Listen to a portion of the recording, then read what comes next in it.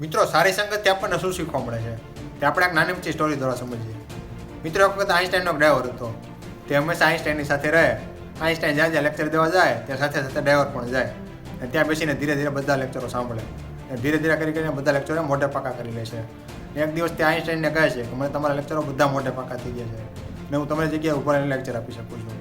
એટલે આઈન્સ્ટાઈન કહે છે કોઈ વાંધો નહીં, આજે જ્યાં આપણે જવાનું છે ત્યાં મને કોઈ ઓળખતું નથી, એટલે મારી જગ્યાએ તમે લેક્ચર આપી દેજો. અને તે દિવસે આઈન્સ્ટાઈન તેના ડ્રાઈવર બની જાય છે. જે પેલો ખરેખર ડ્રાઈવર હતો ને તે લેક્ચર આપે છે અને બધા લોકો ખૂબ તાલીઓ પાડે છે, કારણ કે બધા લોકો તેની વાતથી ખૂબ પ્રભાવિત થાય છે.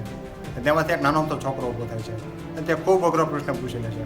એટલે પહેલો વ્યક્તિ એમ કહે છે કે આ પ્રશ્નનો જવાબ તો ખૂબ ઇઝી છે, આનો જવાબ તો મારો ડ્રાઈવર જ આપી દેશે.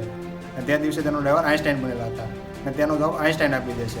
એટલે મિત્રો, આપણને આ સ્ટોરી પરથી એક નાની અમથી એવી શીખ મળે છે કે જો આપણી સંગત સારી હશે ને તેના પરિણામો પણ ખૂબ સારા આવશે, અને જો આપણી સંગત ખરાબ હશે ને એના પરિણામ